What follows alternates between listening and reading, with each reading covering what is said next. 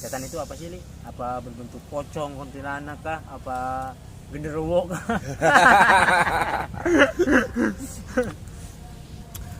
Itu jin, Me. Oh, jin. Itu jin. Menyerupai setan gitu. Bukan juga. Jadi berarti gua harus jelasin setan dulu nih Ya, ya. setan dulu. Setan itu ada dua bahasa yang lebih tua, Iya. terambil dari bahasa Arab pertama, yaitu terambil dari kata syaiton. Syaiton ini menurut tafsiran ulama, dia bermakna ba'uda atau jauh. Maksudnya jauh dari kebenaran. Kebenaran itu kan kita sering nyebut kebenaran hanya milik Allah, ya kan. Nah, berarti buruk terus dong itu. bisa kita artikan syaitan itu adalah sesuatu yang jauh dari Kebaikan, sang ya? pencipta, dari kebenaran, Kebenaran. gitu loh, dari kebenaran. Karena kalau baik itu Ya, beda-beda persepsi manusia, Me. Kalau baik itu beda-beda persepsi manusia. Tapi kalau kebenaran dia bisa absolut, gitu loh. Nah, yang lu sebut tadi itu jin, kuntilanak, tuyul, genderuwo, wewe gombel, apalagi Pocong. itu jin. Dia bukan setan. Itu. Tapi terus yang saya tanya, Sorry nih, yang ya, kedua, yang kedua ya. dia mirip dengan bahasa terambil mungkin dari bahasa Ibrani, yaitu bahasa yang dipakai oleh orang Yahudi. Satan. Ya, disebutnya Satan. Dan itu dipakai oleh orang Inggris. Ya kan? Orang Inggris, orang Amerika tuh pakai kata itu Satan, artinya lawan atau musuh. Nah, itu malah lebih dekat artinya. Jadi setan itu lawan atau musuh kita. Nah, ini sesuai dengan firman Allah, Me, di surat Yasin, Me. A'udzubillahi minasyaitonirrajim. Bismillahirrahmanirrahim. Ya bani Adam, hai anak cucu Adam, Allah ta'budus syaiton. Jangan kamu menghamba kepada syaiton. Innahu lakum aduwwum mubin. Sesungguhnya dia setan itu lakum bagimu aduwwum mubin. Adu itu yang nyata, terang benderang, jelas. Mubin adu itu musuh, mubin itu yang jelas, nyata, terang benderang. Jadi yang bener-bener musuh itu setan itu. Gitu loh. Nah, setan ini berarti dia kata sifat. Jadi kalau ada benda yang sifatnya mirip itu kita bisa sebut setan. Jadi apa-apa yang mengajak kepada jauh dari Allah, jauh dari kebenaran itu berarti setan atau setan gitu. Tapi kalau misalnya kita berbuat jahat kayak mencuri, membunuh, itu disebutnya kata orang-orang katanya melebihi setan. Iya, perbuatan setan. Ini menarik nih di surat Yasin ini. Ya bani Adam ala ta'budu syaiton. Ta'bud itu berarti menghamba kita. Jangan kita ngikut-ngikut. Kalau ada orang tukang mabok, kita ngikut-ngikut mabok. Dosa ya. Iya, makanya ala ta'bud, jangan menghamba, jangan ngikut-ngikut. Ada orang nyuri motor, kita jadi geng pencuri motor ya. Lah. Jangan gitu loh. Jadi nanti di Al-Quran itu sangat banyak sekali, karena waktunya terbatas untuk penjelasannya, sangat banyak sekali Allah menunjukkan siapa itu setan itu gitu. Setan-setan itu siapa gitu. Nah, yang paling umum adalah minal jin nati wanas. Yang paling umum itu dia dari golongan jin, bisa juga dari golongan manusia gitu loh. Nah, mana yang bisa disebut setan golongan jin dan golongan manusia yang bisa disebut setan? Golongan jin dan manusia yang ngajak kepada kesalahan, kemurkaan Allah gitu loh, yang menentang, melanggar ketetapan Allah, itu yang dimaksud. Terus yang saya mau tanya lagi tentang orang yang bisa melihat setan seperti dia kan orang yang melihat setan itu yang agamanya kuat lah, agamanya cukup, hajinya pintar. Kalau seperti kiai ulama kan kalau dia bisa melihat makhluk halus kan udah tidak heran lagi. Yang saya heran itu yang orang non muslim, dia indigo tapi dia bisa melihat setan, apa benar seperti itu? Yang dilihat tuh bukan setan, men. Yang dilihat tuh jin. Jin. Dia makhluk lain gitu. Yang dilihat tuh jin, bukan setan.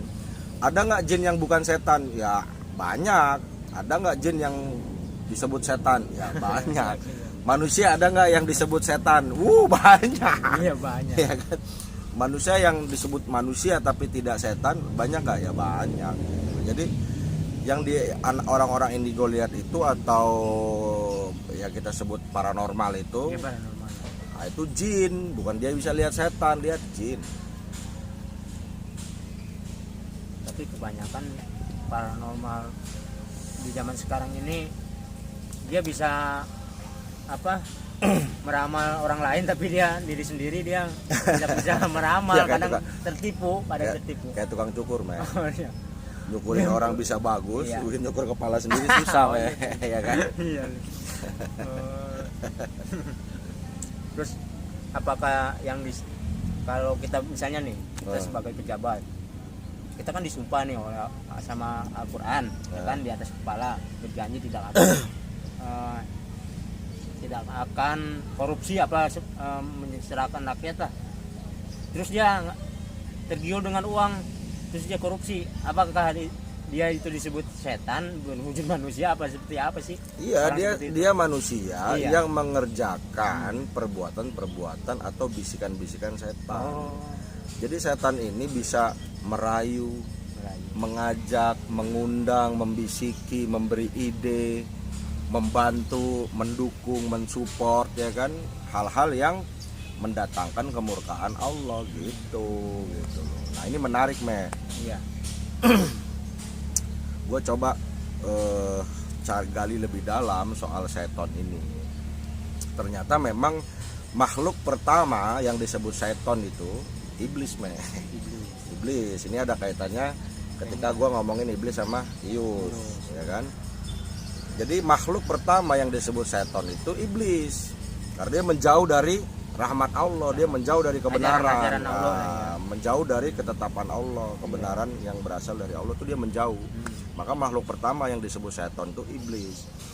Nah, iblis tuh kerjaannya ngasih ide untuk menjauh dari kebenaran, menjauh dari Allah gitu loh. Nah, di sisi mereka tuh buat sistem, jadi setan-setan ini atau setan-setan ini buat sistem, jadi kerjanya tuh nggak sporadis, mereka sangat ada bagian-bagiannya. Iya, mereka sangat terencana, terorganisir, terlatih, disiplin, bekerja overtime untuk menegakkan satanisme ini.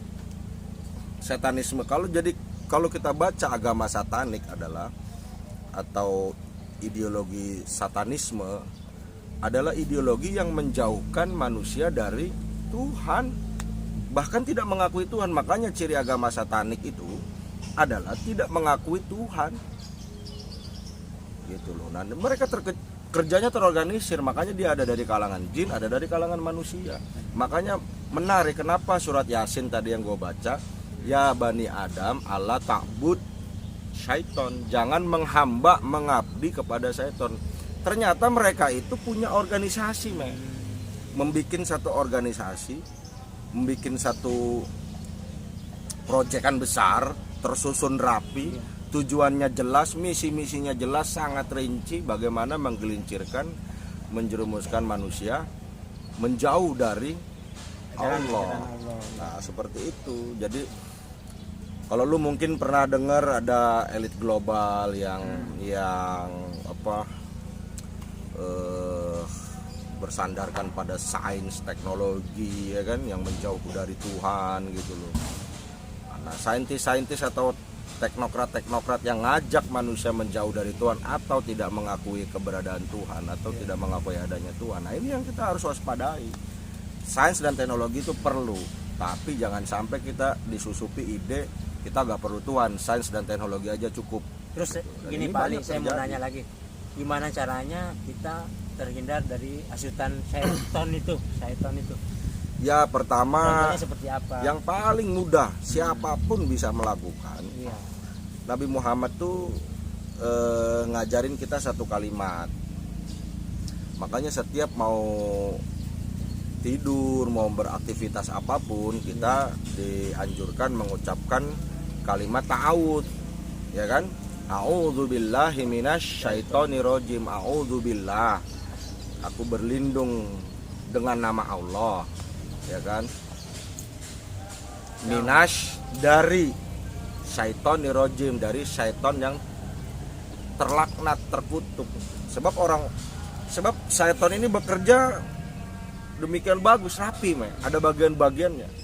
Jadi divisi perzinahan ada, Iya. dia punya jenderalnya sendiri. Perjudian ada. Iya, yang agama satanik itu gitu, Iya. Lu kalau bisa ngajak orang masuk agama satanik, lu dikasih 500.000. Lu nonton dah itu siapa itu, Mongol.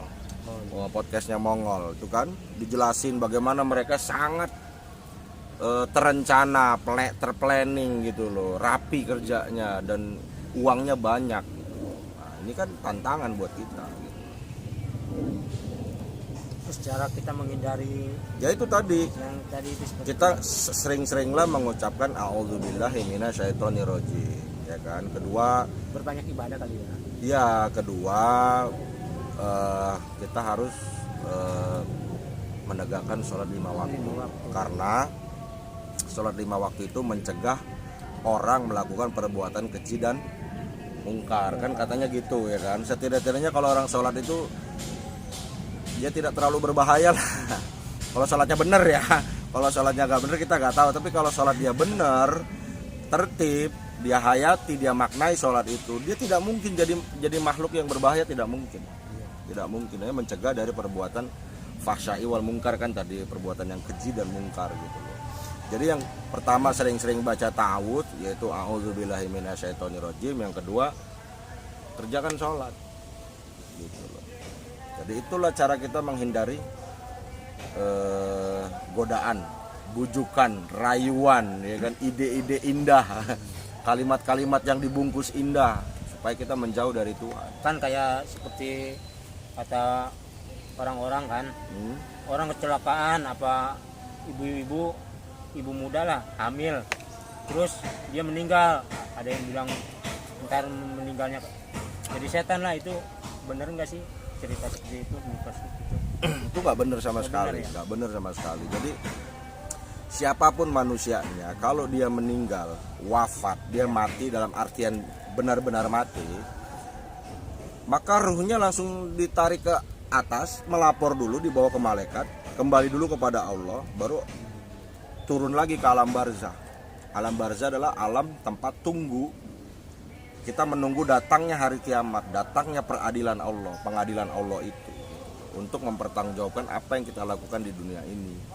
Nah, kok bisa ada tiba-tiba ketemu orang yang mirip, ngaku-ngaku si Anu, kamu kan udah mati, tapi saya masih ada. Saya aing. Nah, ini jin, jin yang menyerupai manusia. Dia bisa, bahkan sebagian ulama mengatakan ini jin korin, atau jin yang memang bersama-sama kita sejak kita lahir.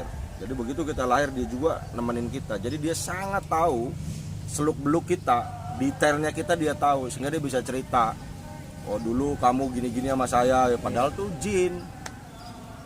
Jadi jin itu bisa menyerupai manusia ya? Bisa. Apa aja?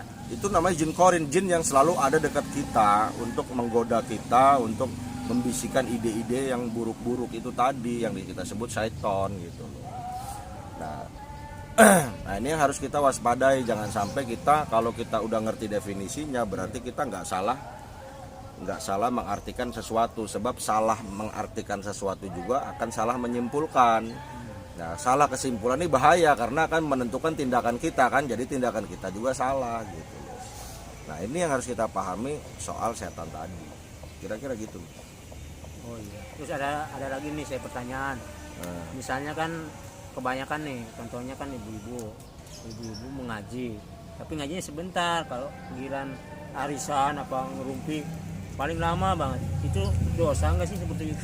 Sering ngomongin orang di belakang. Ya waktunya dia ngaji ya dapat pahala, waktunya dia ngomongin orang dia dapat Dosa juga. Jadi dua-duanya amalnya itu tetap dipisah gitu kan. Nah, mungkin dia sedang terbujuk setan ya kan, dia melakukan dosa ya tetap dicatat dosanya. Oh dia pas melakukan kebaikan kan ada ya orang pakai hijab cuman buat simbol doang, padahal akhlaknya buruk ya kan. Lebih baik gua nih biar terbuka tapi kelakuan gua baik. Nah ini juga kalimat penyesatan Nah setan ini bergerak di sini Nah kita harus jelaskan secara objektif. Ketika seorang perempuan menutup auratnya, dia dapat pahala. Tapi ketika dia berbuat buruk, ya dia dapat dosa gitu loh. Jadi dipisah dulu. Nah si perempuan yang ngomong tadi, mending gua pakaiannya terbuka tapi gua orangnya baik. Iya, waktu lu berbuat baik lu dapat pahala. Tapi ketika lu membuka aurat lu dapat dosa tetap gitu. Jadi itu semua dipisah. Nanti semuanya akan dihitung, diakumulasi, dipertanggungjawabkan lebih banyak mana amal baiknya atau amal buruknya. Nah disinilah setan berusaha menggelincirkan kita. Dan yang paling tinggi ini terakhir, setan itu dengan segala sistemnya bekerja dari awal penciptaan sampai hari kiamat nanti, tujuannya cuma satu menjauhkan kita dari Allah. Dalam hal ini adalah kita tidak mengakui Tuhan atau tidak mengakui keberadaan Allah. Itulah pencapaian tertinggi mereka. Kalau lu maksiat, mabok, judi, zina, segala macam, itu belum menjadi tujuan tertinggi mereka. Tujuan tertinggi mereka adalah lu menjauhi Tuhan, bahkan lu membangkang melawan Tuhan. Itulah tujuan tertinggi satanisme tadi atau agama satanik tadi. Kira-kira gitu. Terima kasih lah Pak Ali sudah menyampaikan patah dua patah. Ya. Jadi saya bisa mengerti, oh ternyata setan itu seperti itu Ya. kerjaannya gitu. Yang Oke. penting iman kita harus teguh ya. Oh iya, ya. Kalau iman kita goyah pasti terbujuk lagi Jadi setan. itu dua aja, membaca ta'awudz, Ya. a'udzubillahi minasyaitonirrajim sering-seringin supaya kita terhindar dari bisikan atau ajakan, rayuan atau jebakan setan yang dari jin maupun dari manusia. Kemudian tegakkan sholat, insya Allah kita terhindar. Amin.